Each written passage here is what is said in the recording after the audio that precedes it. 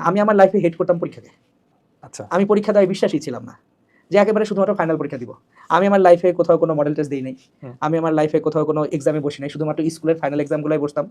তারপর হচ্ছে আমি এইচএসসি বোর্ড পরীক্ষা, এসএসসি বোর্ড পরীক্ষা দিছি আর নর্ডেম কলেজের কুইজগুলোয় পার্টিসিপেট করছি। That's it. আলাদাভাবে পরীক্ষা দেওয়াটা আমার কাছে খুব প্যাথেটিক লাগতো এই কারণে যে পরীক্ষা দিয়ে আবার নিজেকে যাচাই করার কি আছে?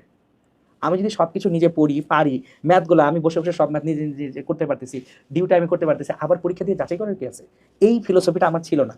কিন্তু এই জিনিসটা এখনকার জেনারেশনের বাচ্চা-কাচ্চাদের জন্য অ্যাপ্লিকেবল না। কেন অ্যাপ্লিকেবল না সেটা আমি একটু বুঝায় বলি। আমাদের সময় কম্পিটিশন একটু কম ছিল।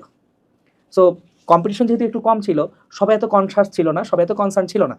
এবং আমি যেহেতু প্রচুর পড়ালেখা করে অভ্যস্ত, আমি জানতাম যে ইনশাল্লাহ বা আমি যে কোনো অ্যাডমিশন টেস্টে বসতে যাই, আমি মোটামুটি টপ 100 বা টপ 200 ইনশাল্লাহ থাকবো। এই কনফিডেন্সটা আমার ছিল। এই কনফিডেন্সটার পিছনে কারণটা কি? কারণ হচ্ছে আমি ফার্স্ট ইয়ার সেকেন্ড ইয়ারে যে পরিমাণ পড়ালেখা করছি, সেটা মানে হচ্ছে বেশ ভালো পরিমাণ পড়ালেখা আমি করছি। তো এখনকার বাচ্চা-কাচ্চারা কি করে? তারা পড়ে কম, দেখে বেশি। সো কিরকম দেখে বেশি? যে ধরো এই বাচ্চারা একটা ক্লাসরুমে গেল, বসলো, সো স্যার পড়াচ্ছেন। ও কিন্তু খেয়াল করতেছে স্যার পড়াচ্ছেন। ওদের আসলে বাসায় যেয়ে নিজেদের পড়ার মতো সময়টা কম। সেখানে আমার নিজের পড়ার সময়টা আমি অনেক বেশি রাখতাম। যে আমি কলেজ শেষ করার পরে বাসায় যেয়ে একটা ঘুম দিতাম। ঘুম থেকে উঠে ৪-৫ ঘন্টা আমি নিজে, নিজে পড়তাম। বা অনেক সময় এরকম হতো যে কলেজেই আমার কোনো একটা লেকচার হয়েছে, এরপর হয়তোবা ল্যাব আছে। ল্যাবের আগে একটু গ্যাপ আছে। আমি লাইব্রেরিতে যেয়ে ওই লেকচারটা আবার রিভিউ করে ফেলতাম। যে আজকে স্যার কি পড়ালেন? সো আমার সেলফ প্র্যাকটিসটা আল্লাহর রহমতে অনেক বেশি ছিল। এই কারণে আমার আর এক্সাম দরকার ছিল না।